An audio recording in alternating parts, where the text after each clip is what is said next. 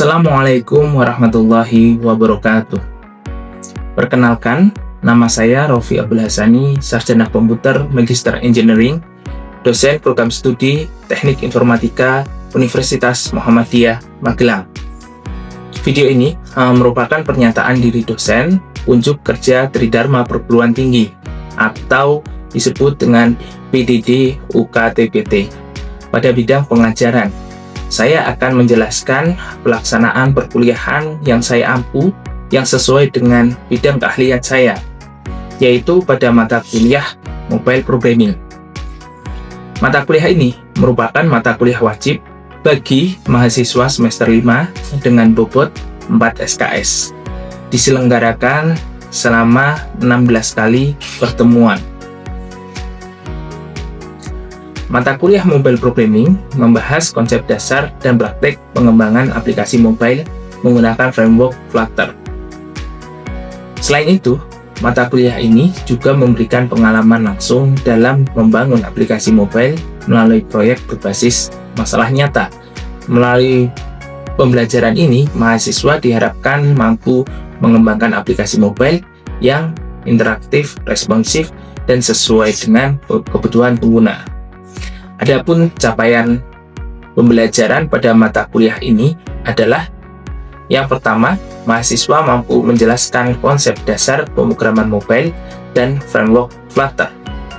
Yang kedua, mahasiswa mampu mengembangkan antarmuka pengguna atau UI menggunakan widget Flutter. Yang ketiga, mahasiswa mampu mengimplementasikan navigasi dan state management dan akses data API. Yang keempat, mahasiswa mampu membangun aplikasi mobile sederhana berbasis Flutter secara mandiri atau dalam tim. Yang terakhir adalah mahasiswa mampu mempublikasikan aplikasi ke Android. Materi-materi yang dipelajari di mata kuliah ini, yang pertama adalah instalasi tools dan setup project, kemudian dasar pemrograman Dart, pengembangan widget dan layout dasar, membangun UI dan prompt input, navigasi antar halaman, state management dasar, integrasi API, dan HTTP request. Yang terakhir adalah package dependency dan deployment aplikasi. Mata kuliah ini menggunakan metode project-based learning. Diharapkan mahasiswa bisa menghasilkan proyek aplikasi yang fungsional dan dapat diimplementasikan secara nyata. Melalui proyek ini, mahasiswa tidak hanya memahami teori, tetapi juga mampu menerapkan secara langsung mulai dari tahapan perancangan antarmuka, untuk implementasi fitur, hingga pengujian aplikasi. Selain itu, mahasiswa juga diharapkan mampu mempresentasikan hasil proyeknya secara profesional. Rubrik dari penilaian tugas akhir yang pertama, indikator dari fungsionalitas aplikasi memiliki bobot 40%, desain UI UX dengan bobot 20%, integrasi API dan database 20%, dan yang terakhir adalah inovasi dan kreativitas dengan bobot 20%. Total dari keseluruhan nilai adalah 100%. Berikut adalah video pembelajaran mata kuliah Mobile Programming. Selamat menyaksikan. Bismillahirrahmanirrahim. Assalamualaikum warahmatullahi wabarakatuh. Waalaikumsalam warahmatullahi wabarakatuh. Selamat pagi semuanya. Gimana kabarnya? Alhamdulillah baik Pak. Alhamdulillah, di pertemuan hari ini kita bisa berjumpa lagi untuk mata kuliah Mobile Programming. Nah, sekarang kita sudah di pertemuan yang ketiga. Untuk memulai perkuliahan ini, mari kita buka dulu dengan berdoa supaya kegiatan kita dilancarkan dan diberkahi oleh Allah Subhanahu wa taala. Berdoa dipersilahkan. Selesai.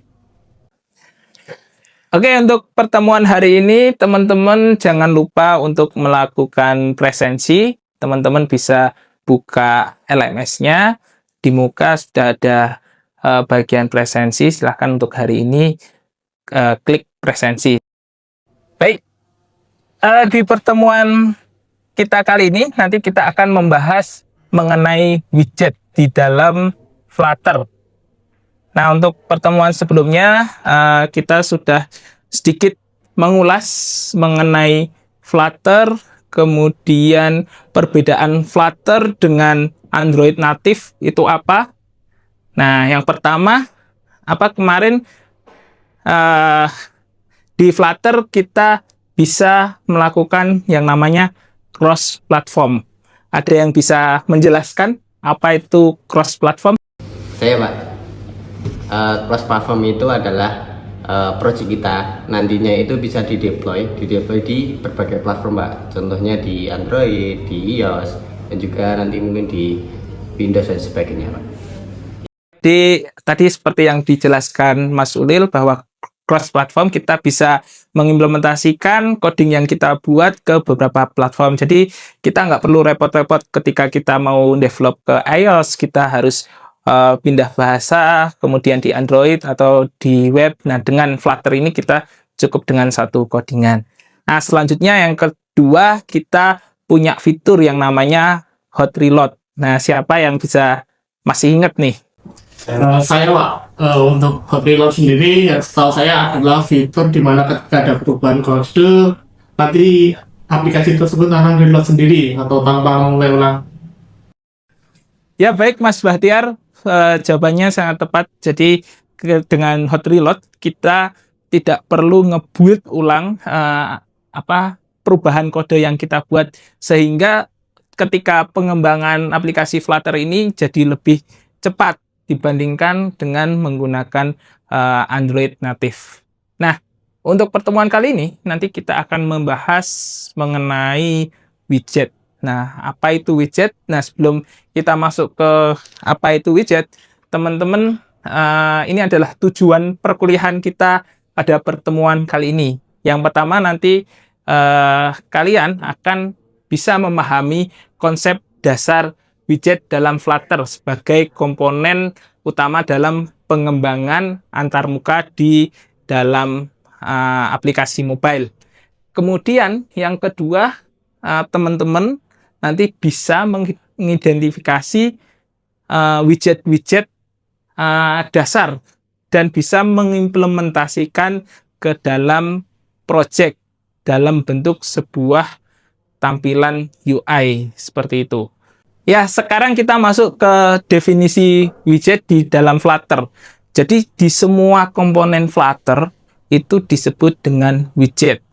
Kalau istilahnya everything is a widget di dalam Flutter. Dari komponen yang terkecil hingga komponen yang utuh itu disebut widget. Kalau kita analogikan, widget itu seperti sebuah Lego yang kita susun dari hal partikel yang terkecil hingga partikel yang dibangun menjadi satu bangunan yang besar. Nah, kalau di sini, di Lego ini, nah, partikel yang terkecil ini, satu partikel itu disebut dengan widget, kemudian disusun-susun menjadi sebuah tembok, itu juga disebut dengan widget, dan menjadi satu bangunan utuh disebut juga dengan widget. Kalau di Flutter, berarti bangunan ini disusun oleh ada teksnya, ada color-nya, ada icon-nya, dan ada tombol buttonnya. Nah, semuanya disebut dengan widget. Nah, ini adalah hierarki dari sebuah widget di dalam Flutter.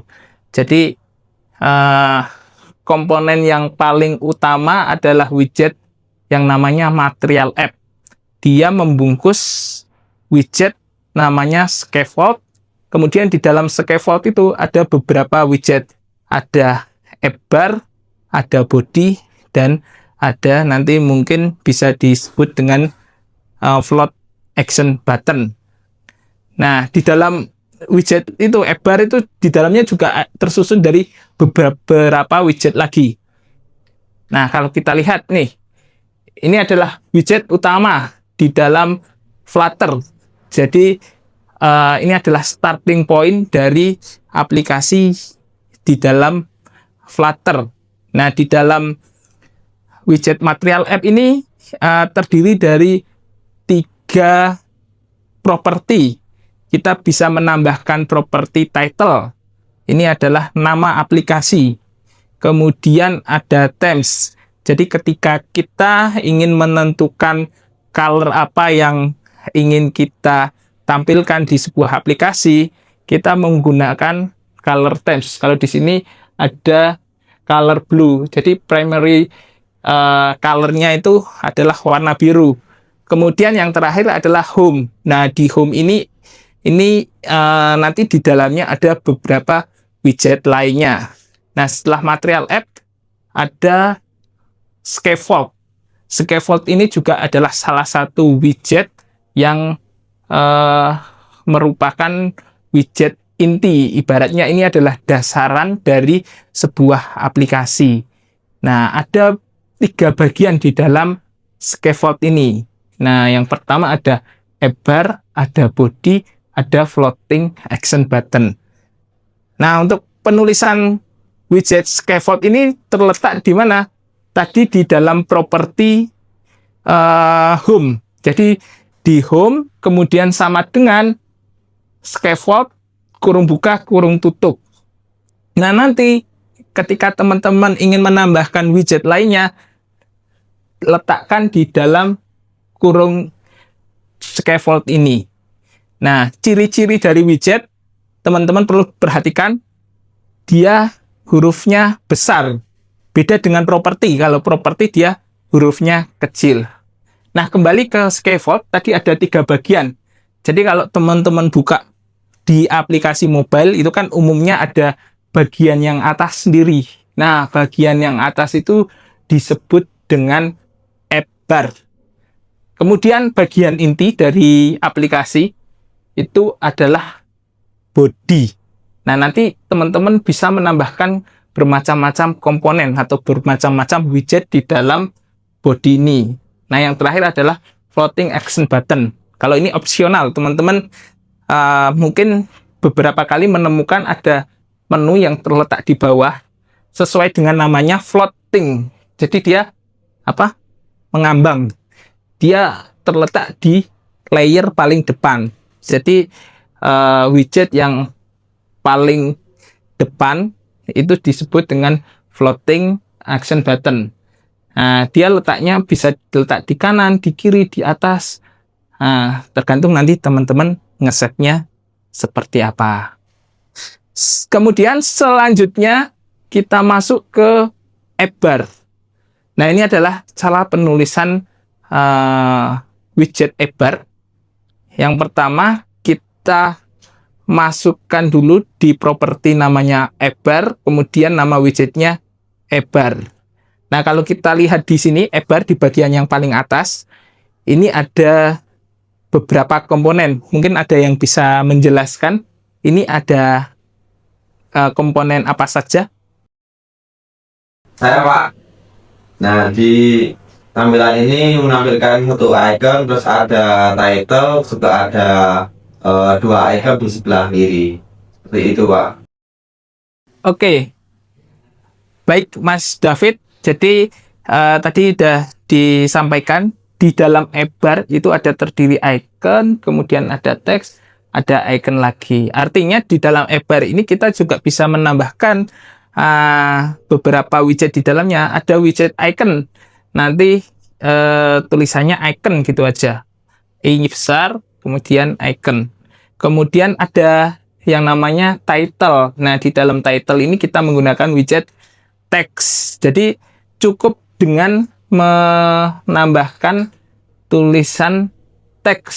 Kemudian di dalamnya adalah value atau tampilan apa, teks apa yang akan kita lihat. Nah, artinya di dalam satu widget bisa kita tambahkan beberapa widget lainnya.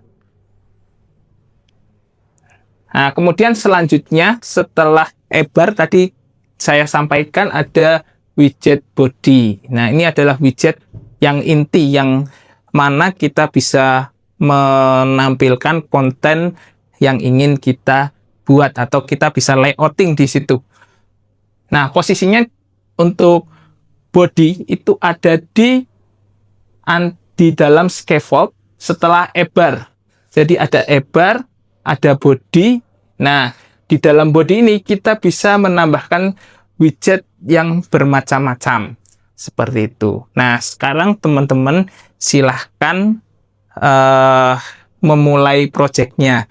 Seperti pertemuan minggu kemarin, kita sudah coba instalasi. Teman-teman sudah berhasil ya instalasi semua ya? Udah, oke. Ada yang bisa menjelaskan gimana caranya untuk membuat satu project di Flutter dengan menggunakan Visual Studio Code? Saya Pak. Nah, untuk memulai project baru untuk membuat Flutter itu kita bisa membuka VS Flutter terlebih dahulu. Terus nanti kita memilih view pada bagian kiri atas VS Code. Terus memilih comment palette. Nanti kita bisa memilih new project pada Flutter dan memilih opsi application. Nah, nantinya kita bisa men-select atau memilih folder mana yang akan kita jadikan project baru. Dan ini kita bisa menamakan terserah project apa yang akan kita buat. Seperti itu, Pak. Ya, baik. Seperti yang Mas Fauzi tadi sampaikan, teman-teman silahkan coba masing-masing di laptopnya untuk membuat satu project Flutter dengan nama pertemuan 3, gitu ya, pertemuan _3. Ya, baik. Ini adalah tampilan project awal yang ketika teman-teman create satu file Flutter, nah, otomatis akan mengenerate beberapa codingan ini. Nah, nanti kalau teman-teman running, itu akan muncul aplikasi counting. Jadi, secara default, di Flutter, teman-teman sudah mendapatkan satu project ini. Nah, nanti teman-teman bisa merebuild kode ini. Nah, kalau kita lihat susunan di sini, aplikasinya, nah, ini ada bagian yang atas, tadi apa namanya? App bar ya? Bar, kemudian ini ada body, kemudian ini ada floating action button. Nah, ini yang teman-teman nanti akan kembangkan. Sekarang coba kalian buat satu tampilan, yaitu tulisan Hello World. Oke, sekarang kita masuk ke widget untuk layouting di dalam Flutter. Jadi kalau teman-teman melayout di sebuah Flutter, ini erat kaitannya dengan dua widget ini. Ada widget column sama widget row. Nah, apa itu widget column? Nah, widget column ini untuk membagi bagian secara vertikal. Jadi nanti hasilnya ketika teman-teman membuat widget kolom itu akan tersusun secara vertikal. Kemudian widget row ini kebalikannya dari widget kolom. Jadi nanti widget-widget yang di dalamnya akan tersusun secara horizontal. Sama seperti teman-teman ketika belajar aplikasi web, yaitu HTML, teman-teman ada juga istilah kolom, ada istilah row, ada TR, ada TD. Nah, di dalam TR itu kita bisa menyusun satu baris yang di dalamnya terdiri dari beberapa kolom. Nah, sama halnya dengan widget kolom. Widget kolom itu juga bisa disisipi beberapa row di dalamnya. Jadi, satu kolom ini teman-teman nanti mungkin bisa bagi menjadi 3 bagian atau 4 bagian.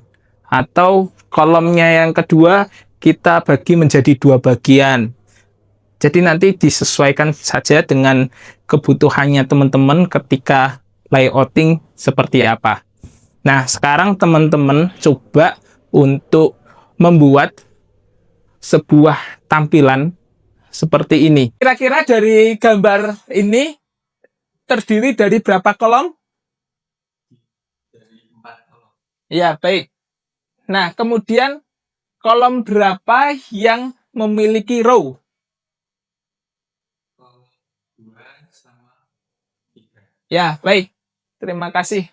Nah, kira-kira dengan tampilan yang seperti ini, teman-teman butuh berapa widget untuk widget kolom dan widget row-nya, seperti itu. Silahkan langsung dicoba.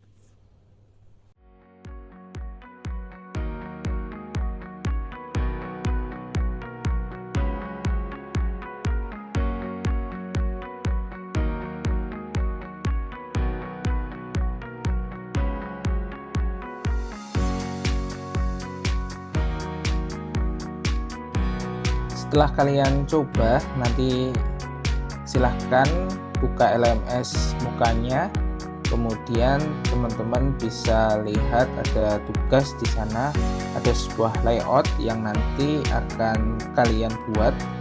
Kalian bisa kerjakan selama 1 minggu mulai dari sekarang. Nah, untuk pengumpulannya nanti kalian bisa upload di Git, kemudian share link Git tersebut di LMS Mocha. Pastikan untuk link Git-nya bahwa itu bisa diakses. Oke, baik. Sampai di sini ada pertanyaan? Ya, silahkan, Mas Aldi. Perbedaan widget yang bisa diisi satu widget atau lebih dari 1 widget itu apa? Oh ya, baik. Pertanyaan yang bagus dari Mas Aldi. Perbedaan widget yang bisa diisi 1 widget atau lebih dari 1 widget. Tadi disampaikan bahwa di dalam widget itu bisa diisi widget yang lainnya. Nah, tapi di sini memang ada macam-macam widget. Ada yang widget itu bisa diisi 1 widget atau bisa diisi lebih dari 1 widget. Nah, kalau di widget kolom, ini kan dia di dalamnya bisa lebih dari 1 widget ya. Ada kolom sama row lainnya di dalamnya. Tapi ada satu seperti widget center. Nah, kalau kita lihat widget center. Nah, di sini widget center dia hanya bisa diisi 1 widget. Nah, kalau kita lihat di sini ada properti child. Nah, ini yang membedakan. Jadi untuk widget yang bisa diisi 1 widget, hanya 1 widget, itu kita menggunakan propertinya child. Dia hanya bisa diisi 1 teks saja. Nggak bisa dia diisi teks 1. Seumpama ini kita pisah hello, spasi teks word. Dia nggak bakal jalan. Ini akan error. Tapi kalau widget kolom, kita lihat widget kolom. Nah, dia bisa diisi teks lebih dari 1. Nah, ini ada A, ada B, ada C, ada D. Nah, perbedaannya ada di sini. Dia menggunakan properti children. Nah, kalau children dia berarti bisa anaknya banyak. Kalau child berarti dia hanya 1. Seperti itu. Baik, ada pertanyaan lagi? Tidak ada? Ya, kalau tidak ada kita cukupkan ya untuk pertemuan hari ini. Semoga pertemuan hari ini bermanfaat bagi kita semua dan teman-teman tetap semangat belajar, tetap kalau yang namanya pemrograman teman-teman harus tetap praktek, harus dicoba berulang-ulang. Seperti itu. Kita tutup pertemuan hari ini dengan bacaan hamdalah. Alhamdulillahirabbil alamin. Wassalamualaikum warahmatullahi wabarakatuh.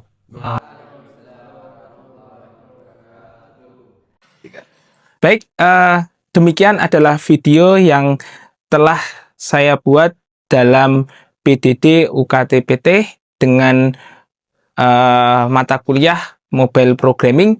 Semoga dengan video ini dapat memberikan gambaran yang jelas dan bermanfaat dalam proses sertifikasi dosen tahun 2025. Saya ucapkan terima kasih atas perhatian dan kesempatan yang telah diberikan. Semoga segala upaya yang kita lakukan dapat membawa kemajuan bagi pendidikan di Indonesia. Kurang lebihnya mohon maaf. Wassalamualaikum warahmatullahi wabarakatuh.